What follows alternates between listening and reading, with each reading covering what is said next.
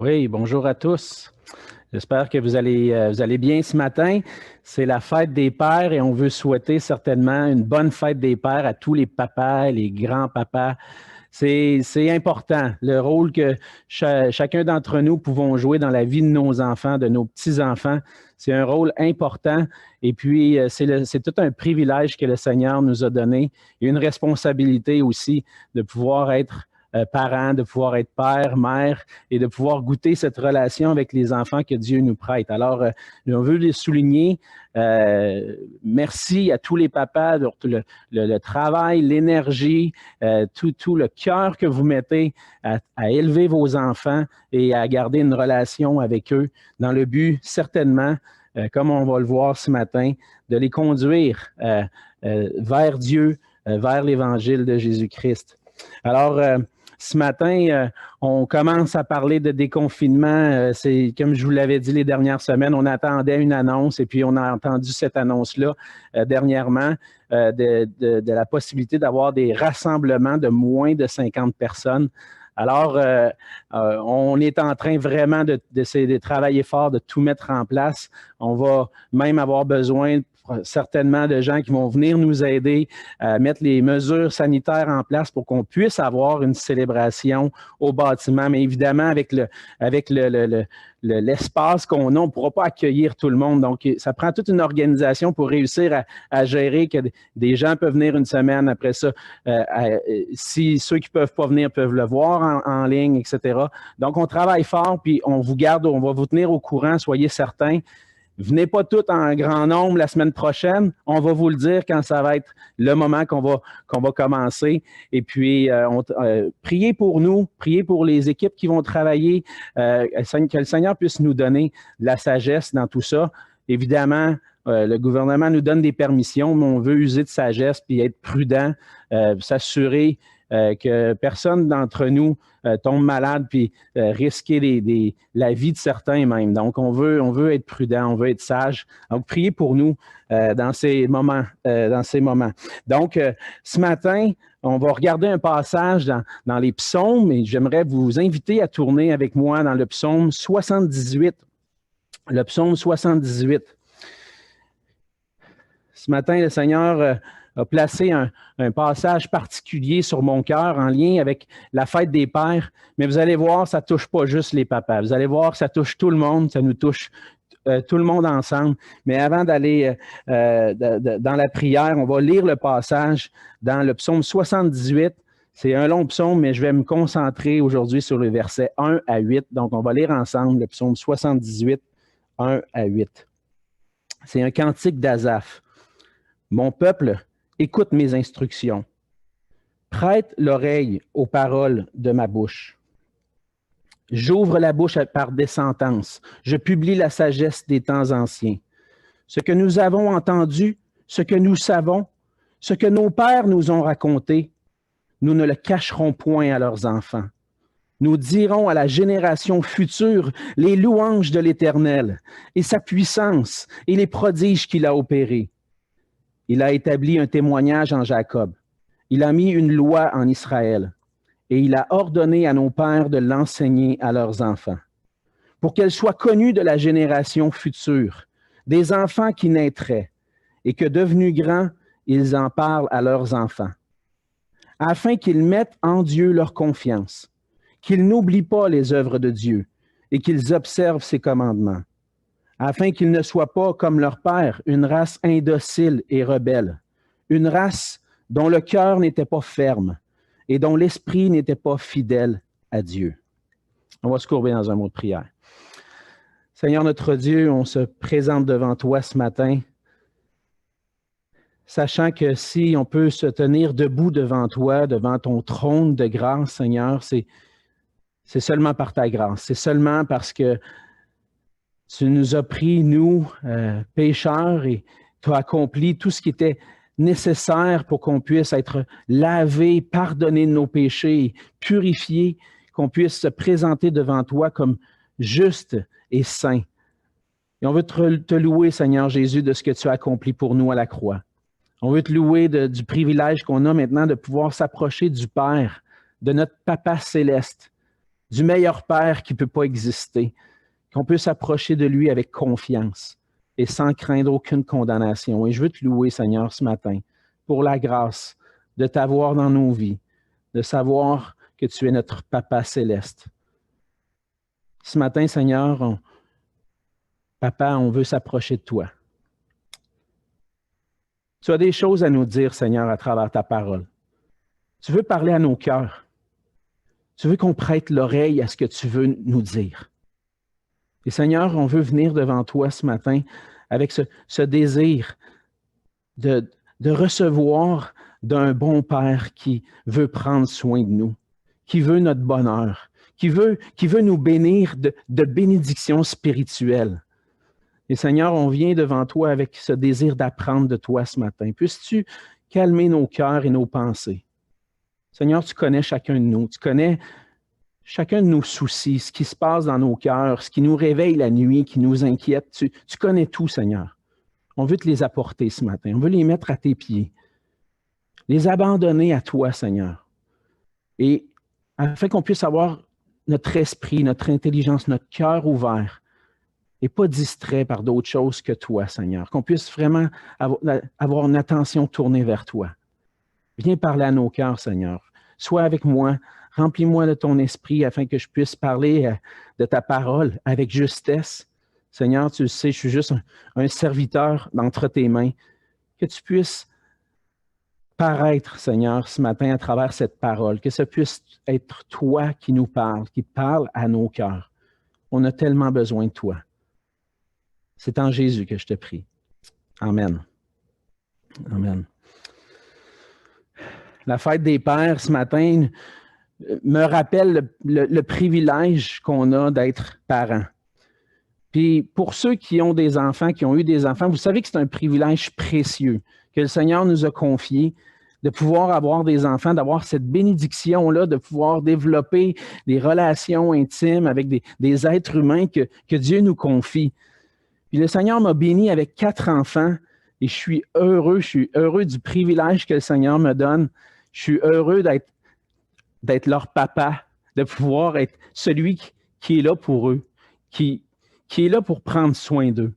Le Seigneur me donne une responsabilité, puis ce privilège-là, avec ce privilège-là qu'il me donne une responsabilité, une grande responsabilité. Puis on a tous la responsabilité d'enseigner la connaissance de Dieu à nos enfants. Oui, on peut passer du bon temps avec eux. Oui, on peut s'amuser avec eux. Oui, on a du plaisir ensemble. Mais une des choses les plus importantes, la responsabilité la plus importante que nous avons, c'est de partager la connaissance de notre Dieu. Et même si on n'a pas eu d'enfants, je connais des gens dans l'Église, ils n'ont pas d'enfants. Le Seigneur a placé dans l'Église plein d'enfants. Plein d'enfants dans cette génération, dans notre Église, où pas juste les parents, mais tous les gens dans l'Église peuvent participer à cette grande mission d'inculquer à la prochaine génération la connaissance de Dieu. Et comme enfants de Dieu, comme peuple de Dieu, on a tous cette responsabilité-là. Et on voit que dans le passage de ce matin, que chaque génération du peuple de Dieu a ce privilège-là, cette responsabilité-là. Et dans notre génération, la responsabilité de transmettre aux enfants ou à la prochaine génération la connaissance de Dieu, elle revient à nous. Aujourd'hui, maintenant, le Seigneur nous appelle à être ces voix-là qui partagent la connaissance et les louanges de Dieu à la prochaine génération.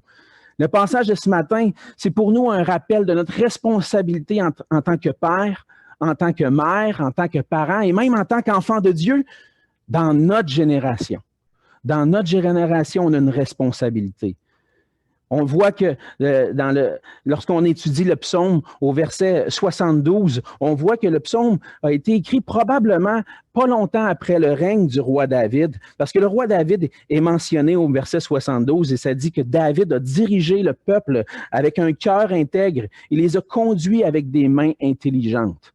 Et le psaume de ce matin est comme un récit de comment de démontrer la responsabilité des parents envers leurs enfants, mais aussi de démontrer comment le peuple de Dieu n'a pas toujours pris à cœur cette responsabilité-là. Mais il vient à la fin avec le roi David, qui était un exemple. Certainement, il n'a pas été parfait, puis lorsqu'on connaît sa vie, on sait qu'il a manqué devant le Seigneur.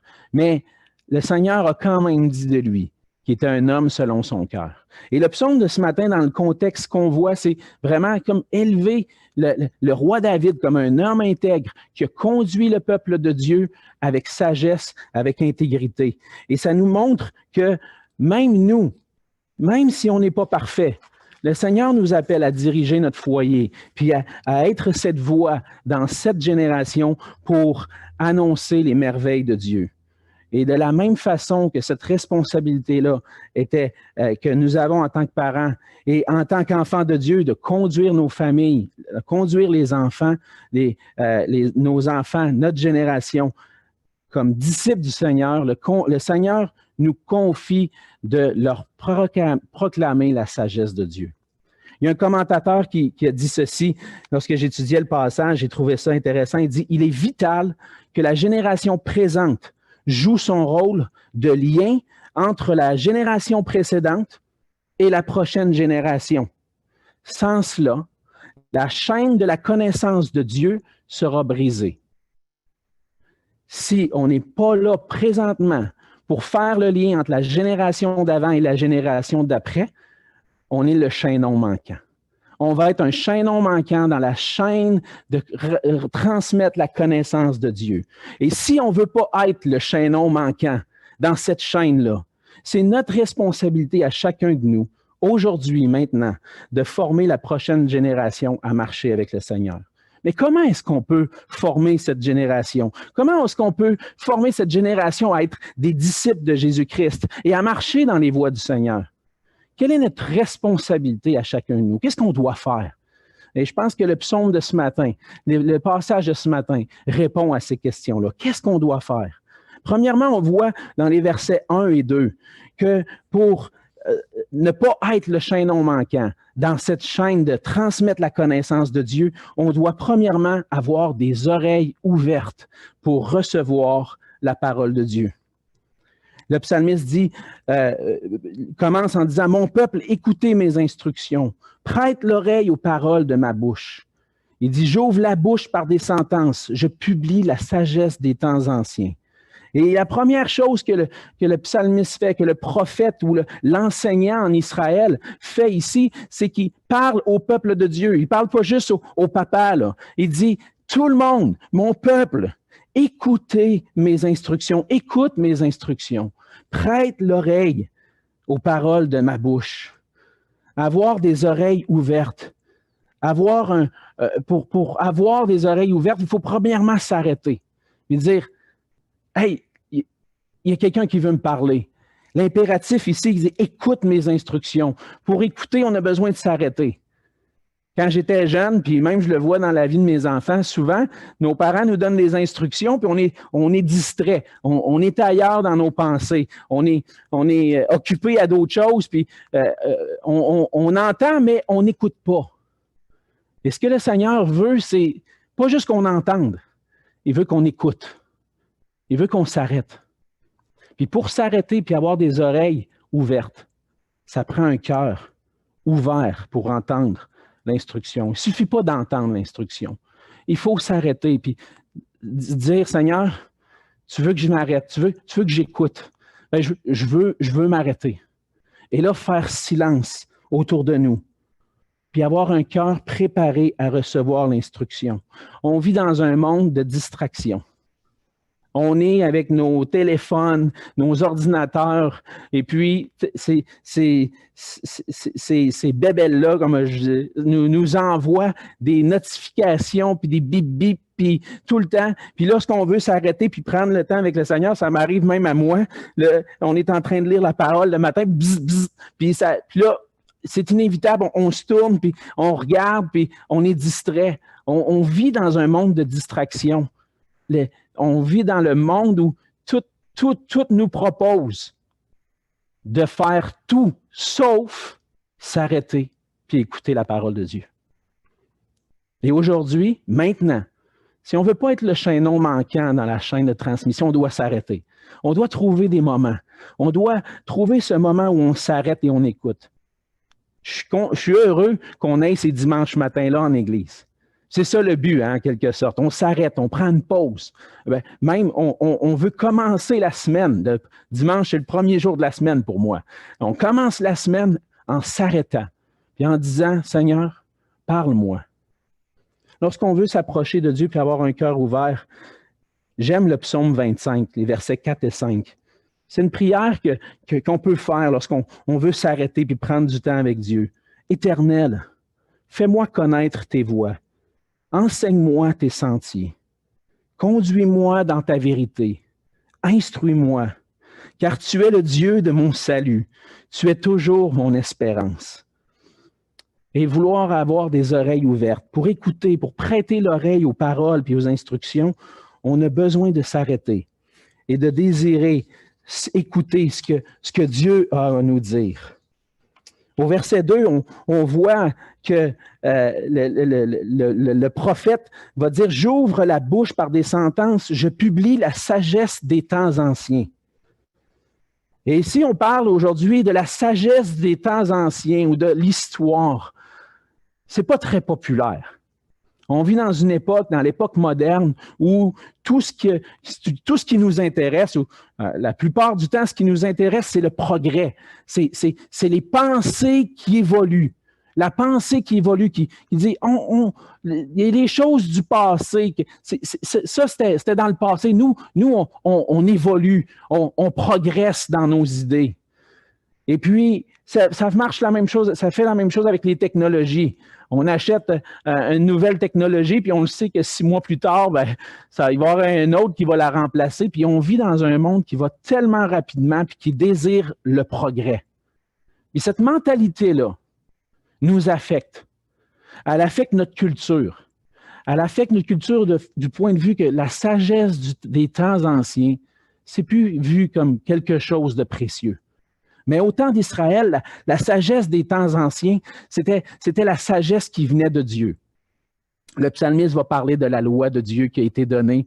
Et dans cette époque-là, dans cette culture-là, on s'arrêtait et on écoutait la sagesse des temps anciens. On voulait écouter la sagesse de ceux qui ont eu l'expérience de la vie jusqu'au bout de leur vie, qui ont vécu pendant longtemps, puis qui ont acquis de la sagesse, puis qui veulent nous la transmettre.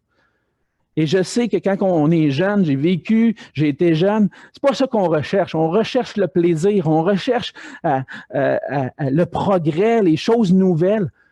Mais la sagesse des temps anciens est importante. Puis là, je veux prendre le temps de parler aux plus jeunes, aux enfants. Un jour, le Seigneur va vous appeler à être cette génération qui va devoir transmettre à la génération future les connaissanses de Dieu. Vous allez être un jour dans cette position-là où vous allez avoir des enfants. Et moi, je le dis toujours avec mes enfants, je ne suis pas en train d'élever des enfants. Je suis en train d'élever des adultes. Je suis en train de préparer des futurs adultes à faire le travail que moi, je suis en train de faire avec eux. Je suis en train de leur inculquer la parole de Dieu pour qu'à leur tour, eux aussi, puissent l'inculquer à leurs enfants. Alors, toi, tu es un enfant peut-être aujourd'hui, tu vois peut-être pas ça tout de suite de te marier ou d'avoir des enfants. C'est peut-être pas ça maintenant pour toi, mais tu es en train d'être préparé à ça, à préparer à ce travail-là. Et lorsqu'on dit « arrête, écoute », prends le temps de t'arrêter puis d'écouter ce que les plus vieux ont à te dire. C'est pas populaire, c'est pas plaisant d'entendre ce que les sages, ils vont nous arrêter, ils vont nous empêcher d'avoir du fun. Tu penses que tu vas perdre du plaisir? La vraie joie, le vrai bonheur, il se trouve lorsqu'on a notre cœur attaché au Seigneur. Puis tu es jeune aujourd'hui, écoute. Écoute ce que tes parents ont t'enseigné. Écoute ce que ton professeur d'école du dimanche veut te dire. Écoute la parole de Dieu, parce qu'un jour, c'est toi qui vas avoir cette responsabilité-là. Mais pour le moment, je suis un papa, c'est ma responsabilité. C'est notre responsabilité dans cette génération de transmettre la connaissance de Dieu. Et ça commence avec des oreilles ouvertes qui écoutent la parole de Dieu. Dans les versets 3 à 4, On voit le désir du psalmiste, le désir du prophète, de dire ce que j'ai reçu, ce que mes pères m'ont enseigné. Je veux le raconter. Je ne veux pas le cacher à mes enfants. Je ne veux pas dire, ah, ça, c'est du passé. C'est les années 50, dans le temps que le monde pensait, la pensée n'était pas évoluée. Là, aujourd'hui, là, on est rendu ailleurs puis on enseigne d'autres choses. C'est pas cette attitude-là que le psalmiste avait. Le psalmiste avait une attitude de dire, nos parents nous ont enseigné la parole de Dieu. Puis ça, je ne veux pas cacher ça à la prochaine génération. Et donc, ce que le psalmiste nous montre, c'est qu'il y avait un cœur, non seulement qui était prêt à écouter la parole de Dieu, mais un cœur qui chérissait aussi la parole de Dieu. On a reçu l'enseignement. Personnellement, j'ai eu le privilège. Puis je rends gloire à Dieu pour ça, d'avoir grandi dans une famille chrétienne. D'avoir eu des parents qui ont eu à cœur de m'enseigner selon la parole de Dieu. Puis aujourd'hui, je suis l'homme que je suis à cause en partie de ce qu'ils ont fait, mais aussi de ce que le Seigneur a fait dans ma vie. Mais je rends gloire à Dieu de ce que j'ai reçu de leur part. Puis aujourd'hui, ce que je suis convaincu, c'est ce que j'ai reçu de leur part. C'est un enseignement qui venait des Écritures, un enseignement solide, un enseignement ferme auquel je dois m'attacher, puis que c'est maintenant à mon tour de ne pas cacher ça à mes enfants, mais de leur transmettre, puis de leur dire, voyez l'amour de Dieu que Dieu a manifesté pour nous en Jésus-Christ. Voyez les merveilles que Dieu fait. Voyez Dieu comme le créateur de toutes choses, pas comme le monde, comme quelque chose qui a évolué, mais le Dieu qui domine sur toutes choses, a créé toutes choses, puis il veut entrer en relation avec toi. On m'a enseigné ça quand j'étais jeune, et c'est ce que je veux transmettre. Et j'apprécie ça. J'apprécie de découvrir dans la parole de Dieu les vérités. Et c'est ce qu'on doit faire, c'est travailler à chérir dans nos cœurs les merveilles de la parole. Il ne suffit pas d'avoir des cœurs qui recherchent la sagesse, mais on doit travailler à ce que nos cœurs puissent aimer, chérir ce qui nous a été donné, ce qui a été enseigné. Et on doit veiller sur nos cœurs. Dans un passage qui est en lien avec le psaume de ce matin, dans Deutéronome, au chapitre 4, le verset 9, les instructions avaient été données, justement, dans Deutéronome, on voit que les instructions qui avaient été données au mont Sinaï, la loi qui avait été donnée à Moïse et à tout le peuple à ce moment-là, est répétée à la génération qui n'a pas passé 40 ans dans le désert, mais qui se prépare à rentrer dans la terre promise. Et voici ce que les instructions qu'on donne à cette nouvelle génération-là, qui prend le bâton de l'ancienne génération puis qui se prépare à conquérir la terre promise. Il dit, seulement prends garde à toi et veille attentivement sur ton âme tous les jours de ta vie, de peur que tu n'oublies les choses que tes yeux ont vues et qu'elles ne sortent de ton cœur. Veille sur ton cœur. Veille attentivement sur ton âme.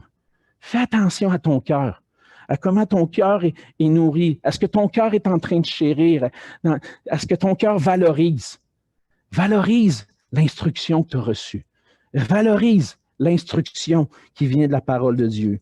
Et nos cœurs doivent chérir les merveilles de la parole. Et ce n'est pas toujours facile.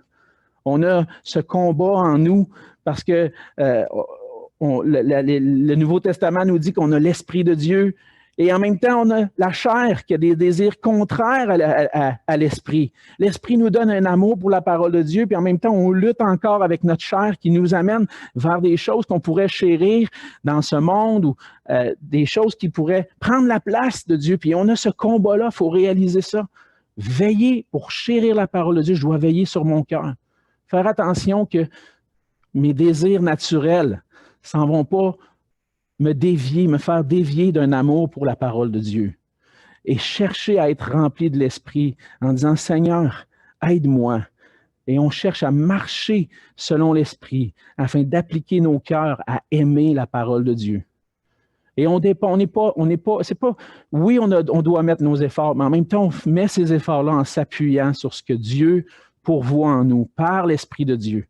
Et on peut prier ça, Seigneur, enseigne-moi, puis que par ton esprit, je puisse aimer, désirer, marcher selon ta parole et désirer ta parole. Et lorsque nos cœurs sont remplis d'amour pour la parole de Dieu et ce qu'on avait reçu, on est motivé pour en parler. On est motivé pour raconter à la génération future les louanges de l'Éternel à la fin du verset 4. On veut, lorsque nos cœurs sont remplis d'amour pour la parole, puis le Dieu qu'on trouve dans la parole, qu'est-ce qu'on veut faire? On veut le louer, on veut le chanter. Puis je rends grâce à Dieu pour les chants qu'on a eus ce matin, qui élèvent la gloire de Dieu puis ses merveilles. À travers ça, on est en train d'enseigner à la génération future les merveilles de l'Éternel puis sa puissance. Et on veut que nos cœurs débordent de louanges, parce qu'à travers nos louanges, cette génération entend les merveilles de Dieu, entend la parole de Dieu. Donc, on a vu jusqu'à maintenant que pour ne pas être le chaînon manquant, on a besoin d'avoir des oreilles ouvertes. Deuxièmement, on a besoin d'avoir un cœur qui chérit la parole de Dieu. Et troisièmement, on voit dans les versets 5 à 6, on a besoin d'une bouche qui transmet l'enseignement de la parole de Dieu.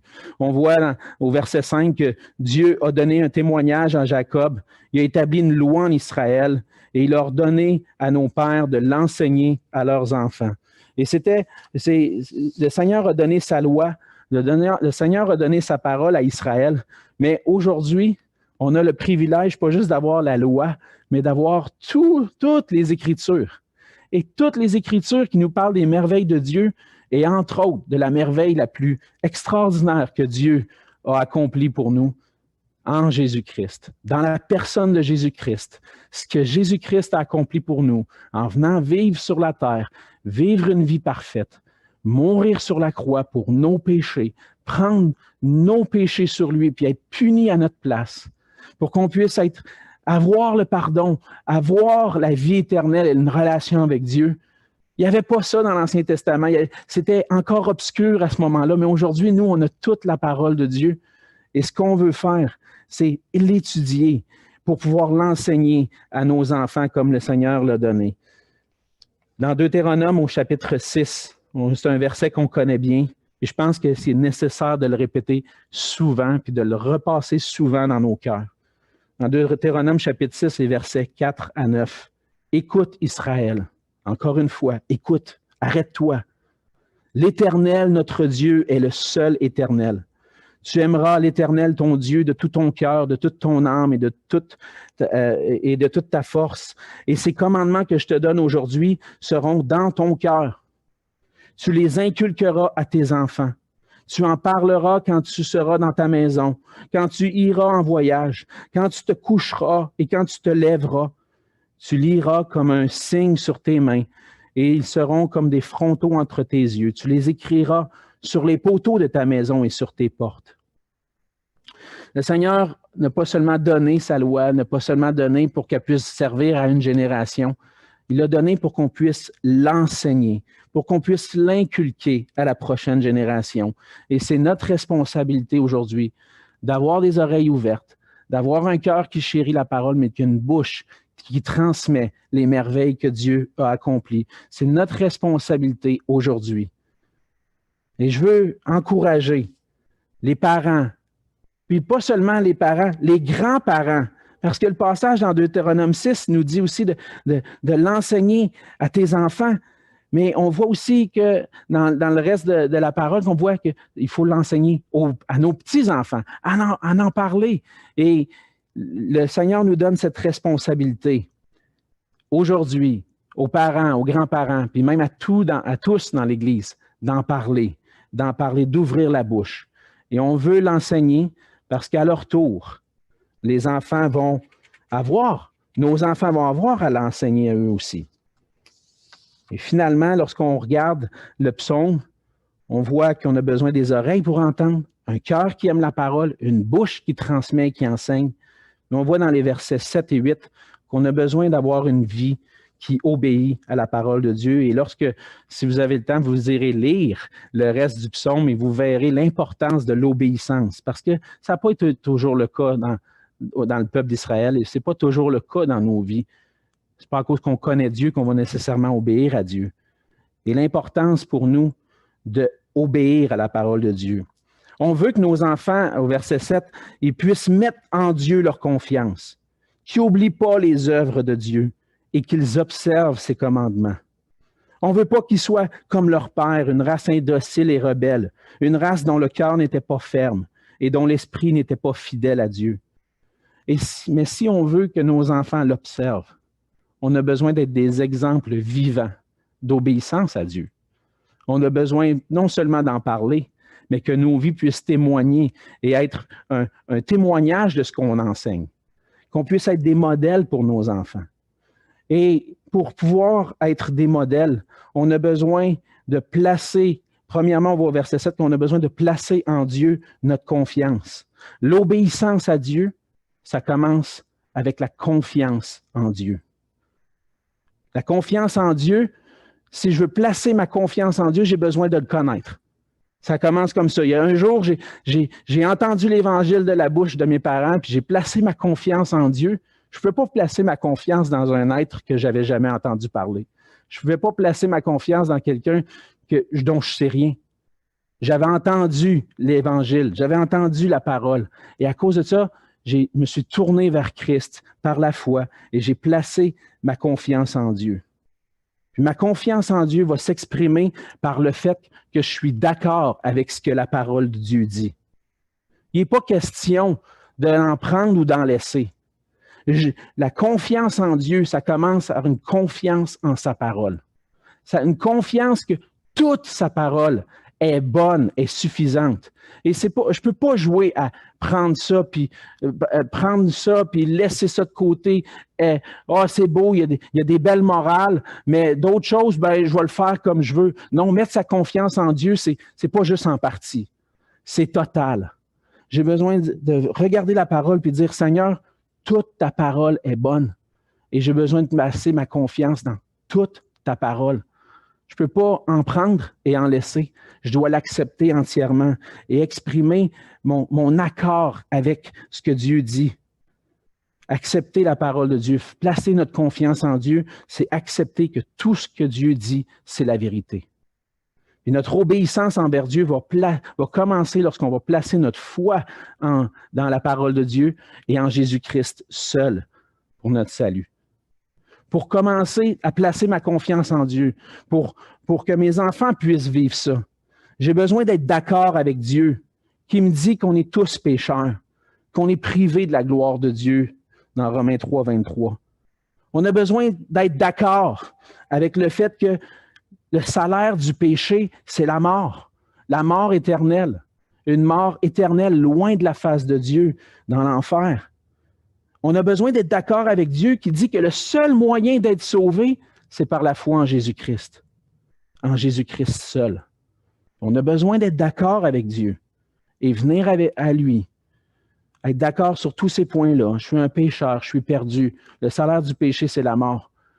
Mais Jésus-Christ est venu pour se donner et être mon sauveur, pour que je puisse être pardonné de mes péchés. Et venir avec confiance dans la repentance et la foi. Je ne sais pas où tu en es aujourd'hui. Peut-être que tu veux transmettre la connaissance de Dieu à la prochaine génération. Il y a des bonnes lois morales, mais est-ce que tu as tout accepté ce que Dieu dit? As-tu accepté ce qu'il dit de toi? Tu es un pécheur perdu qui a besoin de Christ. Si tu veux vraiment transmettre la connaissance de Dieu à la prochaine génération, tu as besoin de placer ta confiance en Dieu et ça commence en étant d'accord avec tout ce que Dieu dit. Je t'invite à le faire. Si tu crois à toute la parole, puis tu crois que tu as besoin d'être sauvé, viens à Christ, saisis-le par la foi. Là, tu vas pouvoir le transmettre à la prochaine génération, tu vas pouvoir l'exprimer comme quelqu'un qui l'a réellement vécu. Et on doit chercher à ne jamais oublier. Obéir à la parole de Dieu, c'est ne pas oublier les œuvres qu'il a faites. On voit ça au verset 7, au milieu du verset 7, qu'il n'oublie pas les œuvres de Dieu. C'est clair, on va oublier. On se présente devant Dieu le matin avec la parole ouverte, on lit la parole, puis on s'en va travailler, puis après une coupe d'heure, on dit, c'est quoi donc j'ai lu un matin? Je m'en souviens plus. On oublie, puis c'est facile d'oublier. Mais ce qu'on veut, c'est pas oublier. On veut le garder dans nos cœurs. On a tendance à oublier, mais il faut se rappeler. S'approcher de Dieu chaque jour, lire régulièrement sa parole, être toujours imbibé de sa parole, avoir un cœur qui la désire et pas oublier. Et finalement, On veut observer, verset 7, observer les commandements, passer à l'obéissance, la mettre en pratique. Le Seigneur nous a donné sa parole. Le Seigneur Jésus nous a donné une loi. Aimer Dieu, aimer son prochain. Lorsqu'on aime notre prochain, on accomplit la loi de Christ. La foi, c'est quelque chose qui se vit. C'est pas quelque chose que j'accepte dans mon cœur et qui ne change rien à ma vie. Donc, une foi sincère passe à l'obéissance et se manifeste dans des actions. Et c'est ce que le psalmiste nous encourage. Si on veut voir une génération après nous qui obéit au Seigneur, qui marche avec Dieu, on a besoin de commencer maintenant, nous, à être des modèles d'obéissance à Dieu. Le Seigneur nous appelle à être des voix qui parlent aujourd'hui, d'enseigner la prochaine génération afin qu'ils puissent connaître Dieu. Et si on veut connaître Dieu, puis remplir cette responsabilité-là que Dieu nous donne aujourd'hui, on a vu quatre choses. On a besoin d'avoir des oreilles ouvertes pour recevoir la parole de Dieu. On a besoin d'avoir un cœur qui chérit la parole de Dieu, qui l'aime, qui désire la mettre en pratique. On a besoin d'une bouche qui parle et qui transmet, mais pas seulement une bouche, mais aussi une vie d'obéissance qui montre, qui est un exemple de qu'est-ce que c'est un cœur attaché à Dieu. C'est notre responsabilité aujourd'hui, maintenant, à chacun de nous, de montrer à la prochaine génération qu'est-ce que c'est de vivre pour Dieu. On ne veut pas être le chaînon manquant. Puis cette responsabilité-là, c'est la nôtre aujourd'hui. Qu'est-ce qu'on va faire pour ça? Qu'est-ce qu'on va faire aujourd'hui, maintenant? Bien, je pense qu'on va continuer de faire ce qu'on fait déjà en Église. On veut enseigner nos enfants. On va continuer d'avoir à l'Église des moments où on va pouvoir enseigner aux enfants. Mais ce qu'on veut aussi, c'est équiper les parents à le faire. Et ce que je veux encourager, c'est encourager les parents de prendre au moins un temps par semaine, assis. Chez nous, on essaye au moins une fois par semaine de s'asseoir autour de la table et puis ouvrir les Écritures ensemble. Puis papa explique le passage. On partage des requêtes de prière. On prie ensemble. Même des fois, on va chanter ensemble. Comme on fait, on met des vidéos sur YouTube puis on chante les merveilles de Dieu ensemble. À travers ça, je suis en train de remplir ma responsabilité d'inculquer à mes enfants la parole de Dieu. Et c'est ce qu'on veut. On veut au moins prendre un temps chaque semaine. Puis on va prendre d'autres temps de prière, tout ça en famille, mais de prendre le temps en famille de le faire. Puis ça, même si vous n'avez pas d'enfants, vous êtes un couple, prenez le temps d'attacher vos cœurs à Dieu, de prendre du temps dans la prière ensemble, puis arriver à l'Église, mettez ça en œuvre. Puis il y a quelque chose que je réalise de plus en plus dans nos églises, c'est que les églises sont découpées en groupes d'âge. On a les gens âgés, après ça, on a les boomers, après ça, on a la génération X, les Y, puis les Z, puis on est tous divisés en générations. Je vois l'église de Saint-Hubert, une église multiethnique, mais je vois aussi une église multigénérationnelle. Et ce qu'on veut, c'est développer les liens entre les générations. Pas juste que ça est tout découpé, puis il y a un programme pour les enfants, il y a un programme pour la jeunesse, il y a un programme pour les jeunes familles. Non, ce qu'on veut, c'est que tout le monde, ensemble, puisse vivre ça et vivre la parole de Dieu. Vivre ensemble. Et les plus âgés peuvent avoir des relations avec les plus jeunes. Et les plus jeunes cherchent à avoir des relations avec les plus âgés pour avoir la sagesse. Ce que je rêve, c'est de voir une église où il n'y a plus de groupes d'âge séparés. Oui, on a besoin des fois de se retrouver un peu, mais en même temps que je vois clairement des liens entre les générations parce qu'on veut transmettre la parole de Dieu, la connaissance à cette prochaine génération-là. Depuis un certain temps, on voit dans nos églises peu de conversions, des églises vieillissantes, peu de consécration dans des nouvelles générations, peu de relève, des déclins, des fermetures d'églises. C'est ce que Louis Bouc nous partageait, entre autres, au dernier congrès de notre association. Le directeur nous partageait qu'on voit depuis certaines années un déclin dans nos églises. Qu'est-ce qu'on va faire, nous, aujourd'hui? Qu'est-ce que vous allez faire? On a besoin de s'impliquer, de travailler ensemble à développer les relations entre les générations pour transmettre à la génération future ce que Dieu nous enseigne. On a un privilège immense, mais la tâche est immense. Puis on a besoin de commencer maintenant et prier, s'appuyer sur Dieu. Parce que cette Tout ça dépend de lui aussi. On a à faire notre travail, mais Dieu, l'élu, est celui qui va convaincre les cœurs de cette nouvelle génération de se tourner vers Dieu et de marcher avec lui pour que cette nouvelle génération-là puisse la transmettre à la prochaine génération et continuer cette chaîne de transmettre la connaissance de Dieu dans toutes les générations. Appliquons ensemble nos cœurs à cette tâche pour la gloire et l'honneur de notre Dieu qui est digne qu'on raconte ses merveilles. Prions ensemble.